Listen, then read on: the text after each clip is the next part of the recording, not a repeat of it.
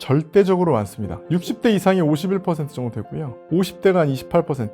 그래서 합쳐보면 한 70% 정도가 50대, 60대입니다. 왜냐면 5, 60대는 또 그런 것도 있어요. 회생을 하고 싶어도 못하는 거죠. 이미 직업이 없는데 네가 돈 벌어서 회생을 어떻게 해, 그냥 파산해, 이렇게 보는 경우들이 많아요. 그래서 파산 같은 경우는 대부분 5, 60대이고요. 나라 전체적으로 보면 분명 부를 제일 많이 갖고 있는 거는 50대, 60대거든요. 우리나라의 자산 분포 경향을 보면. 하지만 제일 빈곤한 것도 50대, 60대입니다. 사실은 빈부격차, 얼마나 노후 준비를 해왔고 자산 형성을 해왔냐에 따라서 천차만별로 달라지는 거죠. 안녕하세요. 저는 법무법인 한중에서 회생파산 담당하고 있는 변호사 박기태라고 합니다. 5, 60대 파산 같은 경우는 제일 흔한 건 은퇴 후의 창업입니다. 창업 때문에 빚지고 창업 때문에 돈 날리는 경우가 제일 많습니다. 그러니까 준비 없는 가게 창업을 하고 자기가 잘 모르는 영역 창업하는 게 제일 문제예요. 본인이 평생 일해왔던 거랑 전혀 다른 영역에 들어가서 잘할 수 있을까요? 있는 사람도 있죠. 하지만 극소수입니다. 특히 카페를 한다거나 음식점을 한다거나 주변의 음식점 중에 5년 이상 운영하는 음식점이 얼마나 되는지 한번 찾아보셔야 돼요. 솔직히 말하면 정확히 생각하면 뭔지 아세요? 여러분이 가시는 음식점 중에 5년 이내의 음식점이 있나요? 개업한 지 5년 이내의 음식점 중에 몇 개나 가십니까? 생각보다 별로 안 가실 거예요. 사람들은 막 생긴 식당 생각보다 많이 가지 않습니다. 그리고 5년을 버티는 게 대단히 힘들어서 버티는데 성공한 소수의 곳들에 사람들이 몰리게 되는 거고, 지금 갑자기 은퇴하면서 퇴직금이 쥐어진 사람이 프랜차이즈 창업을 한다 그래서 거기서 이득을 볼 확률은 극도로 낮습니다. 제가 프랜차이즈 사건들도 좀 하는데, 프랜차이즈는 특히 프랜차이즈 본사만 배불리고 나는 손해만 보는 경우가 되게 많습니다. 그래서 어쨌든 이런 창업이 제일 많고요. 두 번째는 누가 아픈 거죠. 내가 아프든 우리 부모님이 아프든 자녀가 아프든 누가 아픈 이 병원비를 내는 경우가 많고, 세 번째는 자녀 교육비입니다. 나는 회사를 그만뒀지만 자녀는 아직 독립을 못한 거예요. 이상적으로는 자녀는 19세에 독립을 해야겠죠. 하지만 대학 등록금 다 내주시잖아요. 대학 등록금, 대학만 다니면 보통 어학연수 갔다 오고 어쩌고저쩌고 하면, 내 주변 애들은 다 다녀오는데 왜 나만 못 가? 내 주변 애들은 시험 끝나고 다 같이 샤넬로 쇼핑 가는데 왜 나만 못 가? 기분 좀 빠졌네, 이 자식. 어쨌든, 근데 저도 했던 얘기라, 샤넬 얘기는 안 했지만, 저도 했던 생각이라. 근데 생각해보면 그런 식으로 해서 결국은 26, 27까지는 기본적으로 부양을 하고요. 30 이후에도 부양하는 경우도 많죠. 맞아요. 그 캥거루족이라고 요즘 또 되게 핫하더라고요. 캥거루족이라 그래서 요즘에 이렇게 캥거루 여기 주머니에 사는 것처럼 부모님의 그 부양을 계속 받는 그런 얘기들이 있잖아요. 근데 실제로 그런 상황도 되게 많습니다. 원래 이제 결혼 비용 지원이 들어가죠. 거기다가 애들 결혼할 때 결혼 비용 지원이라는 게 무슨 화려한 결혼식 아니에요. 보통 뭐냐면 전셋집, 집 마련. 남자애들 집 마련 못 해가면 결혼도 못 한다. 아빠, 나 장가 안 갔으면 좋겠어! 이러면 사실 부모 입장에서는 어렵더라도 해주고 싶은 거죠. 아까 회생은 20, 30대가 많다고 하셨는데 이 파산 쪽은 5, 60대가 좀 어떤가요? 파산의 비율은? 절대적으로 많습니다. 60대 이상이 51% 정도 되고요. 와, 50대가 한 28%. 그래서 합쳐보면 한 70% 정도가 50대, 60대입니다. 그럼 거의 대부분 5, 60대 파산을 하게 되면 하는 거네요. 왜냐면 5, 60대는 또 그런 것도 있어요. 회생을 하고 싶어도 못하는 거죠. 이미 직업이 없는데 네가 돈 벌어서 회생을 어떻게 해, 그냥 파산해, 이렇게 보는 경우들이 많아요. 그래서 파산 같은 경우는 대부분 5, 60대이고요. 나라 전체적으로 보면 분명 부를 제일 많이 갖고 있는 거는 50대, 60대거든요. 우리나라의 자산 분포 경향을 보면. 하지만 제일 빈곤한 것도 50대, 60대입니다. 사실은 빈부격차, 얼마나 노후 준비를 해왔고 자산 형성을 해왔냐에 따라서 천차만별로 달라지는 거죠. 혹시 좀 5, 60대 파산 사례 중에 좀 안타깝거나 특별한 사례 같은 게 있을까요? 저 한 분은 굉장히 제가 안타까운 이유가, 이분이 파산을 하려고 온 분이 아니에요. 이분이 뭐냐면 자녀가 보이스피싱에 연루가 돼가지고 저를 찾아오신 분이거든요. 자녀가 보이스피싱의 중간책 같은 거, 이렇게 단순 전달책 같은 걸 했다가 구속이 됐어요. 그래서 저한테 왔어요. 그래서 이제 수임료를 받고 그 자녀 사건을 해주는데, 그러니까 그러면서 이제 또 합의금 같은 것도 일부 내야 됩니다. 근데 합의금 너무 어려워하는 거예요. 근데 어떻게 마련해서 또 냈죠. 근데 알고 보니까 어떻게 됐냐면 자녀가 돈을 되게 많이 갖다 쓴 거예요. 사기를 당해서. 자녀도 사기를 당해서 돈을 갖다 썼는데 이제 자녀 부모님 돈을 갖다 쓴 거죠. 그리고 70 넘은 이제 80 정도 되는 이제 노모가 있었는데, 이분은 이제 중증 치매에 걸려서 요양병원 비용이 계속적으로 발생하고 있는 상황이었고, 그래서 제가 얘기를 들어보니까 이분은 돈이 한 푼도 없고 빚만 있는 겁니다. 되게 성실하게, 공무원이었을 거예요. 공무원이었던 걸로 기억하는데, 공무원으로 되게 성실하게 일을 하셨고 공무원 연금 받으면서 생활하셔도 되게 풍족했고 이런데, 결과적으로 지금 남은 돈은 하나도 없는 그런 상황이 돼서 열심히 살았는데, 그리고 자녀 교육을 대단히 잘못시켰냐? 그런 것도 아닌데. 우리 부모는 그거 어떻게 버려요? 부모를 버릴 수는 없잖아요. 부모를 부양을, 또 본인은 오히려 미안해하는 거예요. 요양병원 보냈다고. 근데 본인은 대리운전 같은 거 아르바이트 하고 그러면서도 계속 열심히 생활을 하려면 어쩔 수가 없어요. 하루 종일 집에서 부모를 돌볼 수는 또 없고. 그래서 이런 복합적인 상황에서 열심히 살기만 했던 사람이 그냥 파산을 하게 되는 경우가 있었고, 이런 경우 굉장히 많습니다. 그냥 궁금한데 혹시 그 캥거루족 자식 때문에 그냥 파산까지 끌려간 사람도 있나요? 뭐 자식이 좀 돈을 많이 쓴다거나 교육비를 막 내다가 파산까지 간다거나 뭐 이런 사람도 있나요? 그러니까 교육비 같은 경우는 서서히 썩어드는 거예요. 그러니까 교육비를 한 번에 1억을 내진 않아요. 그러니까 교육비 같은 경우는 보통 뭐 300만 원, 400만 원, 500만 원, 뭐 등록금 같은 경우는 600, 700 이런 식으로 가랑비에 옷 젖듯이 젖게 돼서 결과적으로 최종적인 파산으로 일으키게 되는 경우들이 많죠. 질문은 어떤 의미에서는 교육비가 파산에 끼치는 영향이 매우 지대합니다. 대부분.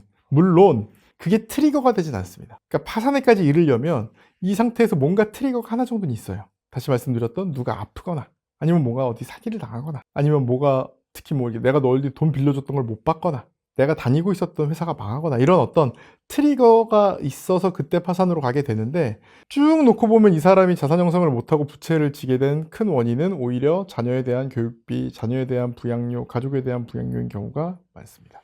5, 60대가 파산이 많다고 한다면 이 채무가 증식되는 속도 있잖아요. 다른 세대에 비해서 좀 많이 빠른 편인가요? 제가 경제 전문가는 아니지만 자산이라는 게 약간 좀 허수가 있어요. 그러니까 자산 볼 때 계산하실 때 이래요. 그러니까 예를 들어 내가 3억의 자산을 갖고 있다고 해보세요. 그리고 은행 이자가 3%라고 해봅시다. 그러면 3억으로 3%면 연 900만 원 정도가 되고요. 이거를 월로 계산하면 월 80만 원 정도가 됩니다. 무슨 말이냐? 3억이 있어도 이게 나한테 주는 캐시플로우는 80만 원이라는 거예요. 그렇죠? 그럼 10억이 있으면 똑같이 계산을 하면 200 몇십만 원이 되겠죠. 그러니까 무슨 말이냐면 10억의 자산이 있다는 건 내가 260만 원짜리 회사를 다니고 있는 거와 사실 비슷한 거예요. 캐시플로우의 입장에서 보면. 그런데 50대, 60대는 새로운 직업을 가지고 있지 않기 때문에 보통 자산만 가지고 있거든요. 그것도 현금화하기 대단히 어려운 자산, 즉 부동산.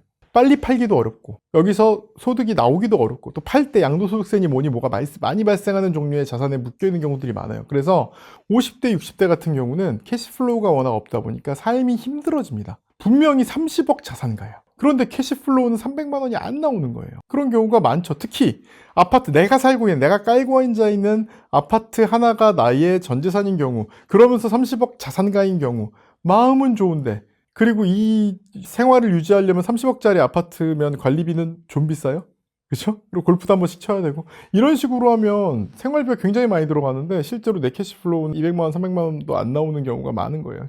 그런 경우 굉장히 많습니다. 그러다 보니까 50대, 60대는 내가 자산이 있으니까 괜찮겠지라고 하는데 자산을 까먹지 않는 방법은 사실 굉장히 어렵습니다. 채무에 대한 착각을 뭘 하냐면 내가 자산가니까 이 정도면 괜찮겠지라고 생각을 했다가 결국 그 자산을 못 지키게 되는 경우가 굉장히 많이 발생합니다. 갑자기 급하게 막 문제가 생기게 되면 내가 가지고 있는 실제로 내가 쓸 수 있는 비용이 그 돈이 되게 적은 상태에서 갑자기 일이 터지면 부동산을 팔아야 되는데 이게 30억, 호가 30억, 뭐 시가 30억이에요 라고 하지만 그렇게 급매로 나오고 경매로 나오게 되면 20억, 20%, 30% 떨어지는 경우 매우 흔하죠. 그러면 내가 생각했던 것만큼 내 자산이 크지 않을 수도 있고 자산 가치를 제대로 못 지킬 수도 있다는 거예요. 그래서 50대, 60대 분들이 이런 착각을 하기 때문에 제대로 대응을 못하는 경우가 많은데 항상 그 계산을 하셔야 됩니다. 나한테 이 자산이 월 얼마의 캐시플로우를 만들어주느냐 이 관점으로 생각을 하시는 게 좋습니다. 그래서 결과적으로 20, 30대 같은 경우랑 되게 다른 게 20, 30대 같은 경우는 어떻게든 이제 캐시플로우 계속 들어오니까 갚거든요. 빚이 생기면 갚아요. 그런데 5, 60대가 빚이 생기면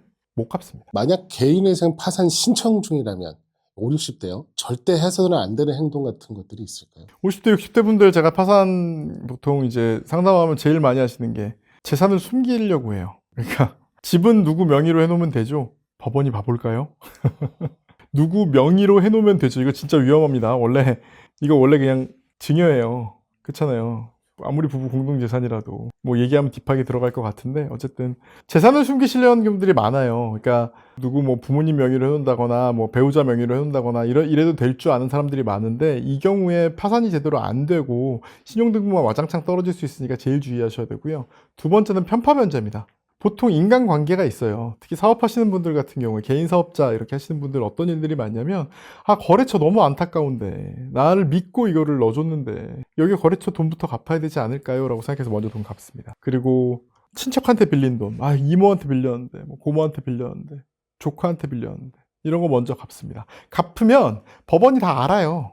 법원이 알고요. 어떻게 보냐면 돈을 갚은 걸 채권자가 10억 원어치 채권자가 있는데 3천만 원 빌려간 놈한테 먼저 갚았어. 그럼 나머지 9억 7천만 원의 채권자는 뭐가 돼? 이건 편파변제야. 이 돈은 면책이 안 되니까 네가 갚아라. 이렇게 얘기하는 경우가 되게 많거든요. 그래서 두 가지, 첫 번째 재산 숨기기, 두 번째 재산을 편파변제, 어딘가에 알아서 변제하는 거. 요거는 면책 불허가 세워도 될 수 있으니까 굉장히 주의하셔야 돼요. 그럼 만약에 3천만 원을 내가 갚는다고 하면 이걸 뭐 고르게 갚아야 되는 건가요? 편파변제가 안 되려면? 그러니까 사실 이 정도 회생파산 가야 되는 상황이면 그냥 갚지 않으시는 게 제일 좋아요. 안 갚고 법원이 정해줘서 갚아주는 대로 기다리시는 게 제일 좋습니다. 그 변호사분이시니까 되게 다양한 분들을 만나시잖아요. 이 5, 60대에서 좀 자산 관리라든지 좀 잘 되신 분들 있잖아요. 그런 분들은 좀 공통점 같은 게 있을까요? 5, 60대 자산 관리를 잘 하시는 분들의 공통점이 있습니다. 공통점이 뭐냐면 일단 좀 아끼시는 분들이에요. 좋은 차를 타지 않으시는 분들 같은 경우에 자산 관리가 잘 돼 있습니다. 그리고 본인이 일하는 거 공부하는 만큼 자산을 형성하는 거에 대해서도 공부를 많이 하시는 분들이 많습니다. 그래서 주식도 제가 보면 어떤 주식 기법인지는 크게 중요하지 않은 것 같아요. 전 옛날에 주식하면 가치 투자만 무조건이고 뭐 차트 투자 이런 건 되게 안 좋은 거라고 생각을 옛날엔 했었어요. 근데 지금 생각해 보면 꼭 그런 건 아닌 것 같아요. 그런데 그게 어떤 거든 주식을 하셔서 돈 버시는 분들은 결국은 공부를 많이 하신 분들입니다. 공부를 했다 그래서 돈을 다 버는 건 아닙니다.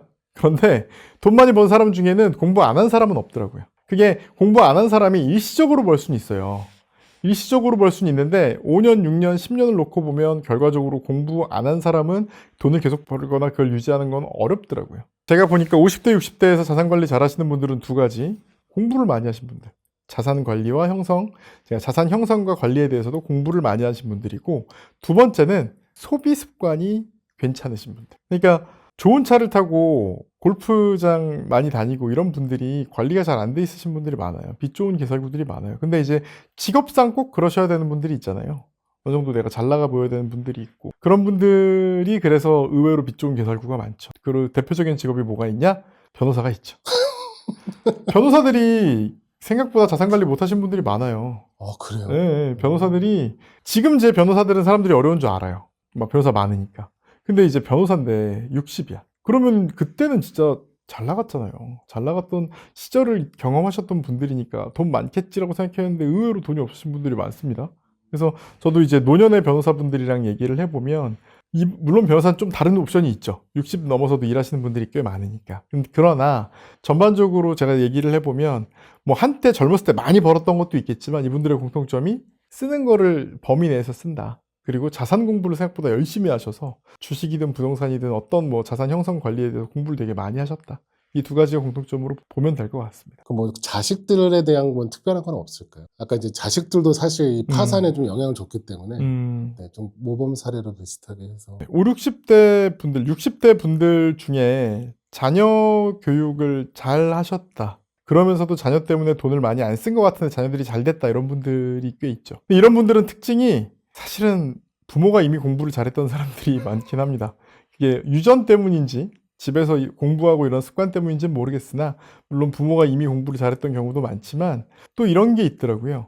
자식한테 사교육비를 쓰는 것도 되게 중요할 수는 있어요. 그런데 그 사교육으로 전해줄 수 없는 어떤 경험, 어떤 문화적인 것들 이런 것들을 전해주는 게 자녀한테 굉장히 긍정적인 영향이 될 수 있거든요. 어릴 때 아침에 일어나가지고 어떻게 하느냐, 부모가 이렇게 했던 행동들을 몸으로 보여줬던 것들, 그리고 돈 주고도 사기 힘든 어떤 사람들을 만나서 어떤 것들을 뭐 새로운 경험들을 보여줬던 것들, 이런 것들이 결과적으로 자녀들한테 좋은 경험, 좋은 어떤 자산으로 남는 경우가 많은 것 같더라고요. 저는 생각했던 게 제가 로스쿨 들어가서 로스쿨 애들끼리 너무 친하게 지내는 거예요. 근데 그게 약간 내가 볼 때 급 나누는 느낌이었어. 왜 저러나? 왜 이렇게 급을 나누지 애들이? 라고 생각했습니다. 왜 우리 아빠는 그런 얘기를 나한테 안 해줘서. 근데 나중에 알고 보니까 뭐냐면 로스쿨 다니는 건 이미 네트워킹이고 너한테 나중에 도움이 될 사람들을 만나는 자리이기 때문에 잘 관리해서 사겨라 이런 얘기를 사업하시는 부모님들이 이미 해줬더라고요. 근데 그게 아무것도 아닌 것 같지만 그리고 또 그렇게 인위적으로 끝나는 게 꼭 좋은 건지 모르겠으나 어쨌든 그런 조언을 들었는지 안 들었는지는 자녀의 앞으로의 인생에 굉장히 큰 영향을 미칠 겁니다. 그래서 제 주변에 자녀가 잘 됐는데 자녀한테 돈 많이 안 쓴 사람들의 특징은 부모가 공부를 잘했고 부모가 열심히 했다. 1번. 2번. 자녀와 대화가 많고 친하다. 이 두 가지 조건이 충족되시는 분들이 자녀 때문에 돈도 너무 많이 안 쓰면서 자녀가 잘 되는 그런 경우였던 것 같아요. 이미 무너진 상태라도 60대 이후에 재정적으로 회복할 수 있는 방법은 어떤 게 있을까요? 이거는 사실 완전히 무너지기 전에 고려하실 부분이긴 한데 일단 자산 관리를 시작을 하셔야 됩니다. 특히 이제 절세가 되게 중요해요. 생각보다 세금 때문에 다 날리거든요. 생각보다 이자 수입, 금융 수입 뭐 다 과세가 됩니다. 내가 돈 얼마 벌었다고 좋아가지고 파티 벌여놨는데 결과적으로 세금 낼 돈 없는 경우 되게 많습니다. 그래서 이자 관리를 잘 하셔야 되고 특히 이제 ISA 통장 같이 절세 수단들을 좀 다양하게 생각을 하시는 게 좋습니다. 세금. 그럼 절세 쪽만 이제 생각하면 되는 거 아니면은 뭐 금융제도도 이제 생각을 하셔야죠. 그러니까 뭐 퇴직연금 가입하라고 하는 요즘 그런 이유가 이제 목돈을 가지고 있으면 날리는 경우들이 되게 많고 또 내가 스스로 투자하려다 보면 너무 무리한 투자를 하게 되는 경우가 많고 그러다 보니까 IS 계좌 제가 말씀드렸는데 IS 계좌가 좋은 게 세금 부분에서도 유리하지만 어쨌든 내가 이 돈을 함부로 빼먹을 수 없게 만들어주는 효과도 있고 첫 번째. 두 번째로는 적당한 투자를 할 수 있는 좋은 어떤 수단이 되기도 하거든요. 그래서 IS 계좌 같은 거 하나 만드셔서 돈 관리를 잘하고 그걸로 어떤 안정성이 높으면서도 괜찮은 종류의 투자를 해서 최대한 자산을 만들어 가고 그리고 세 번째는 세금을 줄이고 약간 어려워지고 있는 상황일수록 오히려 이런 세 가지를 종합적으로 시도를 하셔야 여러분의 돈을 지키실 수 있고요. 자산을 형성하는 데 도움이 될 수가 있습니다. 요즘 IS 통장을 무조건 만들려고 막 그러잖아요. 이 절세형 만능 계좌라고 하는데 이게 어떤 건지 좀 설명을 부탁드리겠습니다. 이 ISA가 이제 뭐 개인 종합자산관리계좌라고 하는데 이 계좌 안에 예금, 적금, 주식, 펀드, ETF 이런 걸 모두 담을 수 있는 거예요. 그리고 3년 이상 한 사람이 하나의 계좌까지만 갈 수 있는데 이러면은 이자 배당 소득 합계가 일정 한도까지 일단 비과세 되고요. 또 초과분이 낮은 세율로 분리과세 되는 겁니다. 근데 제일 무서운 게 종합소득 과세 표준에 합산되는 거예요. 이렇게 되면 본인이 종합소득을 많이 받게 된다면 종합소득세도 내지만 이 외에 다른 비용들도 다른 내야 될 돈들이 굉장히 많이 준조세들까지도 굉장히 많이 증가하게 되거든요. 여기에 과세되지 않는다는 점이 제일 좋습니다. 그리고 어쨌든 3년 이상 계약을 해야 되기 때문에 쉽게 해지할 수 없어서 돈을 모아두는 인위적으로 모아두는 효과가 있다는 점도 굉장히 긍정적이에요. 우리가 예금이자 발생하면 세금 얼마 내는지 아십니까? 15.4%입니다. 내가 예금으로 돈을 벌게 되면 여기에 대해서 15.4%까지 세금으로 내야 돼요, 원래는. 그런데 ISA는 200만 원까지, 그리고 서민형 ISA라는 건 400만 원까지는 비과세됩니다. 그런데 엄청 큰 돈이에요. 이해 안 되십니까?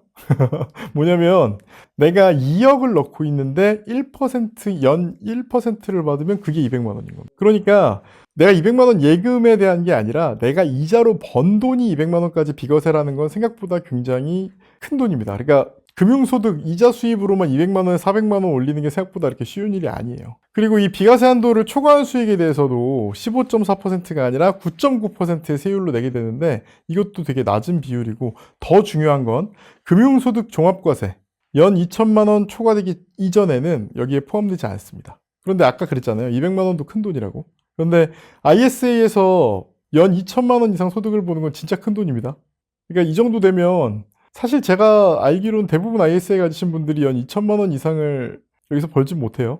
그러나 어쨌든 2천만 원이 안 되는 경우에는 합산과세가 안 되기 때문에 결과적으로 되게 이득을 보게 됩니다. 그러면 일반 적금 예금 통장과 비교했을 때 결정적인 차이점이 있다면 어떤 게 있을까요? 아까 말씀드렸듯이 일반 적금에 비해서 세금 부분에서 훨씬 유리하다는 게 첫 번째. 두 번째는 내가 관리하는 게 쉬운 거예요. 그러니까 일반 통장은 하나의 상품당 하나의 계좌가 만들어지죠. 그러니까 내가 여러 가지를 관리하려면 뭐 증권사 계좌도 해서 하나를 만들고 뭐 몰 투자를 위해서 만들고 펀드용 계좌를 만들고 뭐 ETF 계좌를 만들고 다 해야 되는 그 단일 계좌라서 여러 개를 봐야만 자산 관리가 가능한데 ISA는 그 안에서 예적금, 주식, 펀드, ETF, 뭐 심지어 리츠, 부동산 투자까지도 이 금융상품들이 다 들어갈 수 있어서 좀 쉽게 운용이 가능합니다. 그래서 내가 전문적인 투자자가 아니라 일을 하면서 투자를 하는 사람이다. 이런 경우에는 ISA로 관리하는 게 굉장히 좋죠. 그리고 일반 통장은 여러 상품 가입하면 어디선 손실 났는데 어디선 이득이 나게 되면 이득 난 건 세금 가져가고 손실 나는 건 세금 보전해 줍니까? 그런 거 없잖아요. 그러니까 이득 나는 거 부분에서 세금 징수를 하고 반면 손해난 부분에 대해서는 보전해 주지를 않아요. 그런데 ISA는 전체를 다 합합니다. 그래서 어떤 상품은 손실이 나고 어떤 상품은 이득을 보고 이걸 다 합쳐서 15.4%가 아닌 9.9%를 세금을 매기기 때문에 사실 계산해보면 굉장히 유리한 경우들이 많습니다. 국가에 세금 내는 건 좋은 일이고 국가가 재정 정책을 하는 게 좋은 일이라고 생각은 하지만 특히 이제 5, 60대 돼서 자산이 본인이 뭐 그래도 2억, 3억 이상 된다. 이럴수록 세금 부담이 생각보다 커집니다. 뭐 그게 몇만 원, 몇십만 원 차이인 것 같지만 뭐 연 100만 원씩만 차이를 두고 봐도 2, 30년으로 따지면 2천만 원, 3천만 원이 엄청나게 큰 돈이 되는 거죠. 그래서 이런 비과세 한도 그리고 한 번에 관리할 수 있다는 점, 이 점에서 ISA 꼭 만드시는 게 좋습니다. 그럼 아까도 말씀하셨지만 IS가 특히 5, 60대한테 더 유리하다고 하는데 그 연령대에는 이게 꼭 필요하다고 보시나요? 5, 60대는 무조건 필수예요. 그러니까 왜 제일 중요한 게 뭐냐면 아까 금융소득 종합과세라고 말씀드렸어요. 금융소득 종합과세가 되면 과세만 늘어나는 게 아니라 준조세가 늘어간다고 했죠. 이 준조세의 제일 대표적인 게 뭐냐? 건강보험료입니다. 그러니까 내가 건강보험료 아실 겁니다. 그 직장 가입을 하면 생각보다 별로 안 내지만 지역 가입자가 되면 어마어마하게 내죠. 그렇죠? 그게 이제 금융소득 종합과세로 들어가게 되면 내가 여기서 실제로 번 돈이 100만 원, 200만 원밖에 없는데 건강보험료가 5만 원, 10만 원씩 늘어나요. 그렇게 되면 큰일 나는 겁니다. 그래서 ISA 발생한 수익은 종합과세 포함이 안 된다는 얘기는 건강보험이 안 오른다는 얘기예요. 그러니까 눈에 보이는 세금에서는 2, 30만 원 차이인 것 같지만 건보료로 따지면 연으로 따지면 그게 60만 원, 70만 원 이상이 되는 경우가 굉장히 많다는 거죠. 그리고 노후 준비하셔야 되잖아요. 그러니까 이 돈을 함부로 빼서 쓰면 안 되잖아요. 그럴 때 적금이나 예금보다 쉽게 관리할 수 있고 그리고 자산 규모가 굉장히 큰 어떤 5, 60대일수록 쉽게 관리할 수 있고 세금에서 이익을 보며 특히 지역가입자인 경우가 많기 때문에 건강보험에서 굉장히 불리해질 수 있는 이거를 해결하시려면 ISA는 반드시 필요하다. 제가 사실 회생파산하시는 분들한테 ISA 권유하는 게 큰 의미 있나 싶잖아요. 그럼에도 불구하고 권유합니다. 네네. ISA 회생 들어가시는 분들한테도 ISA 계좌는 일단 만드세요. 네, 이렇게 많이 말씀드리고 저도 당연히 만들었습니다. 그럼 아까 전에 퇴직금 뭉칫돈 있잖아요. 그거 함부로 쓰면 안 된다. 묶어놔라. 뭐 그렇게도 말씀하셨는데 요거를 ISA로 활용하는 전략도 가능한가요? ISA는 근데 납입 한도가 있어요. 연간 2천만 원씩 최대 1억 원까지만 납입 가능하거든요. 그러니까 근데 다만 이런 건 있죠. 당해년도에 납입 못하면 다음 해로 2월이 됩니다. 그래서 결론적으로는 만약에 내가 이제 ISA에 2천만 원씩 1억까지 내가 한 5년간 ISA에 안 넣었다. 그러면 1억 원까지 넣을 수 있다는 얘기예요. 그런 식으로 해서 퇴직금 같은 목돈을 한 번에 넣기에도 용이합니다. 물론 1억이 넘어가는 금액만큼은 안 되겠지만 그 목돈을 관리하기도 나쁘지가 않습니다. 그리고 이 ISA 의무가입 기간이 3년이라 했잖아요. 근데 그 뒤에 해지하고 요거를 IRP나 연금저축으로 전환할 수가 있어요. 그러면 전환 금액의 10% 최대 300만 원까지를 추가 세액공제를 받을 수가 있습니다. 이렇게 되면 실질적으로 2, 300만 원 이상의 어떤 이득을 볼 수도 있는 거죠. 그래서 퇴직금 받으면 뭐 미리 IRP나 연금저축으로 만들어 놓으셨으면 좋겠지만 그게 아니라면 퇴직금 ISA 먼저 넣어서 목돈 관리를 하고 그 뒤에 3년 뒤에 이제 그때 IRP나 연금저축으로 전환하는 방식이 꽤 유리한 경우가 많습니다. 3년이 지나야 해지를 할 수 있다고 하는데 이 5, 60대가 중간에 돈을 빼야 되려고 하면은 이게 불이익이 큰가요? 사실은 저는 불이익이 좀 커야 된다고 봐요. 아까 돈을 묶어놓은 효과에서는. 근데 사실은 이 ISA 같은 경우 납입 원금 내에서는 횟수 제한 없이 자유롭게 인출이 가능해요. 불이익 없습니다. 다만 이제 수익금 다 인출을 하게 되면 자동으로 해지가 되는데 이러면 이제 세제 혜택이고 뭐가 없어진다는 게 제일 문제인 거죠. 그러니까 5, 60대는 유동성도 중요하잖아요. 누가 아프거나 하는 일들이 많으니까. 그러니까 완전히 한 번이라도 불이익이 엄청 큰 그동안의 이자를 거의 못 받게 되고 중도 해지 수수료까지 있는 정기예금 같은 거는 조금 위험 부담이 있다. 그래서 ISA 계좌가 여러모로 유리하다. 이렇게 생각하시면 될 것 같습니다. 그래서 IS를 막 가입하려고 하는데 아무렇게나 가입하면 손해볼 수 있다는 말도 있는데 이건 어떤 경우인가요? 일단 3년은 유지를 해야 비과세 혜택을 받으니까 그게 3년 유지가 도저히 어려울 것 같다. 이런 경우에 쓰면 안 되겠죠. 그리고 수수료 보셔야 돼요. ISA라고는 하지만 ISA 자체가 아니라 개별 상품들은 관리 수수료가 있거든요.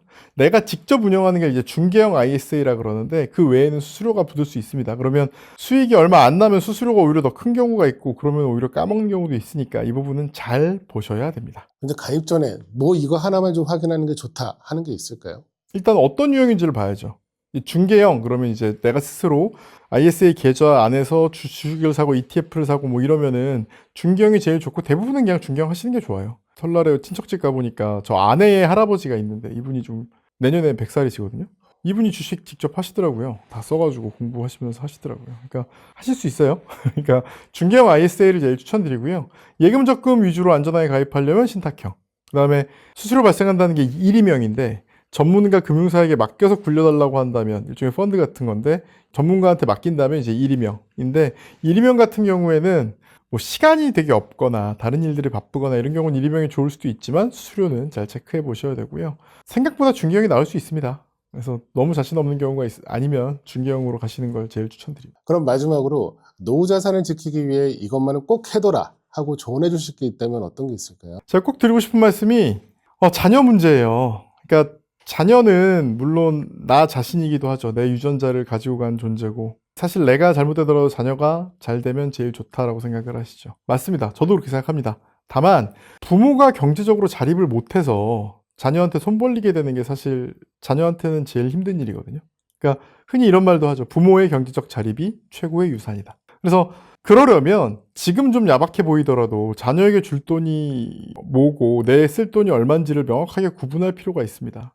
그래서 자녀한테 너무 많은 걸 미리 줘봐야 고마운 줄도 모릅니다. 오히려 경제적으로 자립하고 나중에 자녀들이 손 벌릴 때 돈 줄 수 있는 그런 상황이 되는 게 제일 좋습니다. 그래서 제가 회생파산할 때도 말씀드렸지만 ISA 연금 계좌 이런 걸 통해서 노후 자금 함부로 쓸 수 없도록 방패를 만드셔야 되고요.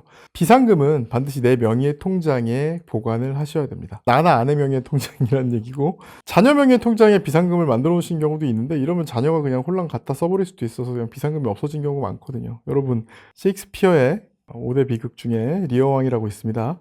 리어왕 내용 뭐죠? 부모가 자식한테 돈을 미리 줬다가 자식들한테 구박받는 이야기입니다. 조기 상속, 조기 증여 안 하시는 게 좋고요. 노후 자금 마련해 놓으시고 자녀들한테 손 벌릴 일 없도록 최대한 만들어 놓으시는 게 좋고요. 또 제가 꼭 말씀드리고 싶은 게 있습니다. 사실 저를 다른 채널에서 보신 분들이 있을 거예요. 저는 주로 보이스피싱 전문가, 사기 전문가로 나올 겁니다. 이유는 사기당해서 보이스피싱 당해서 파산 회생하시는 분들이 너무너무 많기 때문입니다. 그래서 대한변협 인증 회생파산 도산 전문 변호사인 제가 이렇게 방송에서는 도산 변호사라기보다는 사기 변호사, 보이스피싱 변호사가 돼 있는 이유는 이런 이유에서예요. 그러니까 검증되지 않는 투자 유혹을 버리셔야 됩니다. 이제 기관 사칭형 보이스피싱, 뭐 지인 사칭형 보이스피싱 이걸로 잃는 돈 생각보다 크지 않아요. 대부분은 잘못된 투자, 일확천금, 내가 잘 모르는 투자 이런 거 하려다가 몇 억씩 몇십억씩 손해보게 되는 거. 그러니까 검증되지 않은 고수익 투자 유혹은 반드시 거절하셔야 됩니다. 그러니까 50대 이상이 되면요. 투자는 세금을 줄이고 비용을 줄이는 게 돼야 되지 어떤 일확천금 뭐 검증되지 않은 투자를 통해 모험적 투자를 벤처 투자를 하자 이런 건 40대까지만 하셔야 됩니다. 10몇 억씩 사기당하시는 분들은 수두룩합니다. 저한테 전화 오시는 3월 한 달만 해도 최소한 대여섯 명은 될 것 같아요. 저한테 전화 오신 분만 해도.